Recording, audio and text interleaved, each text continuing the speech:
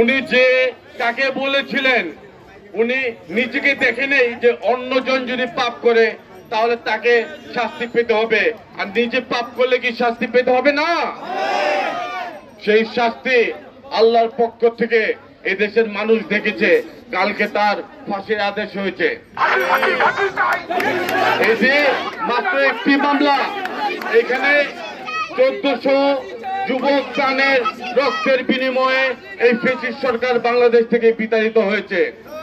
এই রক্তের ফ্যামিলির মা বাবার হুঙ্কার, তাদের কান্না, তাদের যে চোখের জলের এই যদি তাকে এই শাস্তি বাস্তবায়ন করার জন্য বাংলাদেশে এনে তাকে ফাঁসিতে ঝুলিয়ে বাস্তবায়ন করা হয় তাহলে এই দেশের মায়েদের বুক ঠান্ডা হবে।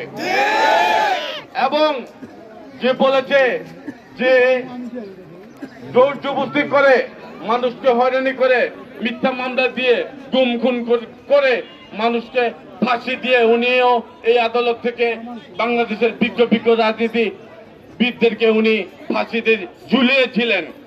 আজকে উনার ফাঁসির রায় বাংলাদেশে পুরো পৃথিবীতে লাইভ দেখেছে, ডাইরেক্ট লাইভ দেখেছে। আমি বলবো যে আল্লাহ তাআলা যার উপরে সহায় থাকে, যার শেষ বলো তার সব বলো।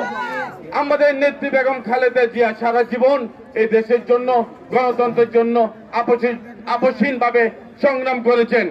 উনি নিজের আজকে যে অবস্থা, উনি চিকিৎসা ওনাকে চিকিৎসা নিতে দেয়নি, তাই আজকে উনি দেশের সাথে প্রতারণা, দেশের শ্রম উনি আপোষ করেননি। শেখ হাসিনার সাথে তো টর্চার ওনাকে করা হয়েছে। উনি নিজের শারীরিক অবস্থা আজকে উনি সকলে জানে, উনি যে অসুস্থ ছিল ওনাকে ট্রিটমেন্টও করতে দেওয়া হয়নি।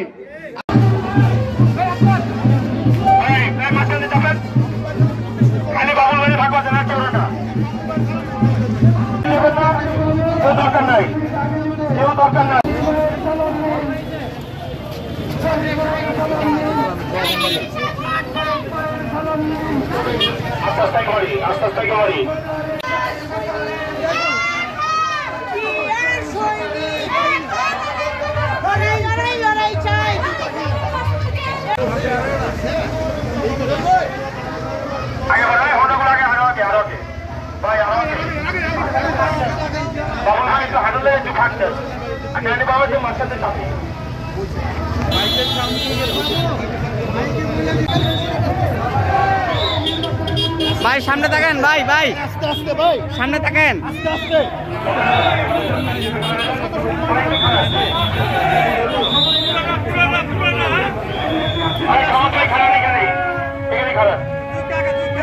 সামনে জাম আছে, এখানে খারাপ ভাই,